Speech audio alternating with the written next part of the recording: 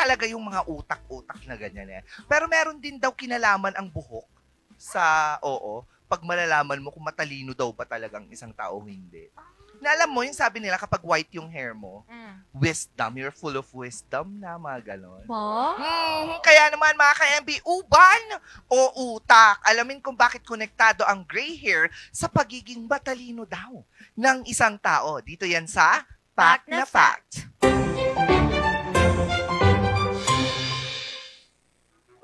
Aba, may uban ka na. Tumatalino ka bakla. Abay, kung katalinuhan lang din naman yan, sana genius na ako ngayon. Let's break the myth down. Kapag may puting buhok ka daw, matalino ka na agad? Sa totoo lang, wala pang scientific evidence na nagsasabing konektado ang pagkakaroon ng puting buhok sa katalinuhan. Ano ba talaga ang ibig sabihin ng puting buhok? Ayon sa science, ang puting buhok ay lumalabas kapag bumababa ang melanin sa ating hair follicles. Ang melanin ang nagbibigay ng kulay sa buhok, balat at mata. Kapag nagde-decline ito, nagiging puti o gray ang buhok. Ano ang sanhi ng pagbagsak ng melanin? Ito ay maaaring dahil sa pagtanda, genetics, kakulangan sa vitamin B12, folate o iron, stress, at autoimmune conditions tulad ng vitiligo o thyroid disorders. Ayon sa isang 2020 study sa journal Nature, ang chronic stress ay maaaring mag-deplete ng melanocytes stem cells. Ano ang melanocytes stem cells? Ito ang mga cell na responsible sa paggawa ng melanin sa buhok. Kapag nade-deplete sila, wala nang supply sa pigment kaya tumutubo ang buhok na gray o puti. Pero tandaan, wala itong kinalaman sa brain cells o sa IQ. So to be clear, ang white sa buhok o mas kilala bilang uban natin ay walang kinalaman sa karunungan ng isang tao. Pero bakit naiuugnay pa rin ito sa katalinuhan? Sa maraming kultura, ang puting buhok ay simbolo ng karanasan at karunungan. Dahil madalas, ang taong may puting buhok ay mas matanda na at mas maraming napagdaanan. Sa Japan, ang pagkakaroon ng puting buhok ay tanda ng respectable aging. Sa China, gray hair can symbolize wisdom and long life, lalo na sa mga elders. Sa African cultures naman, gray hair is a badge of honor, senyalis ng authority at guidance.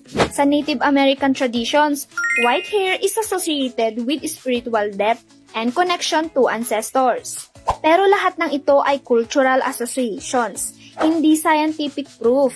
Sa dulo, tandaan natin, hindi mo kailangang magkaroon ng puting buhok para maging matalino. Ang tunay na katalinuhan ay hindi nasusukat sa edad o kulay ng buhok, kundi sa kung paano mo ginagamit ang mga karanasan, kaalaman at empathy mo sa mundo.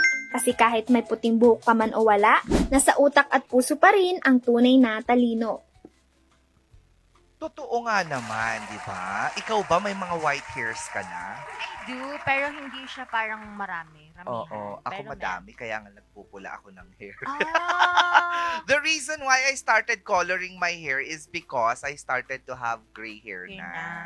Oh, ang pangit din kasing tignan kapag hindi kasi talaga siya pantay. Mm-mm. Kasi usually yung gray hair ko nasa isang side, Side lang, lang. siya. So parang ang pangit tignan. So sabi ko, why not just like color it na lang with something that, you know, complements my skin color. Wow. And it's red. Kaya pala now I know. Kaya nag-red talaga ako ng hair dahil sa mga white hairs ko. Pero alam mo, totoo yun, sabi nga talaga nila, kapag may white hair ka daw, ang talino mo na. Pero yun nga, according sa napanood ulit natin, it's about the wisdom that you gain all throughout your years hanggang Yeah. sa pagtanda mo. Kasi kapag matatanda nga naman talaga, ang dami nilang mga salita, oo, kwento, ganyan. tapos mga kaalaman na syempre, ikaw bilang bata, hindi mo pa yun na-experience, di ba? Yung mga meron yung mga ano pa lang ngayon, bata pa lang, gano'n, na Oo. teenage pa lang may white hair na. Pero yung iba kasi, genetics, oo. So, Tama, wala tama. namang scientific background or studies na talagang Nakakapagpatunay. nagpapatunay, na nakakapagtalino Real. talaga. True Well, yan. Ako nga, Di ba alam mo yon yung mga matatanda, sasabihin nila sa'yo, sabi nila, kayo, bata pa kayo, hindi nyo alam yung pinagdaanan namin dati. Alam mo, ang mga bata ngayon, ang sagot nila, may mga hawak kami ngayon na hindi nyo na alam gamitin. Ay, So, sino oo. ba mas matalino ngayon? nga. Mga bata ba ngayon o yung mga matatanda noon? Ay, correct ka dyan. Ay, hanggang ngayon, Diba? yan ang naririnig ko sa nanay ko. Hay, kayo ngayon, ganito kayo. Ano ba? Samantalang dati kami ganito, ganyan. Eh, paano pag sinagot? Kami nga ngayon, ang dami na naming alam, ang dami na naming sources, nawala kayo noon. Diba? Pati yung Diba? nanay ko laging sinasabi na, noon nga, yung pagkain lang namin, ganito, ganyan, yung baon namin, ganyan.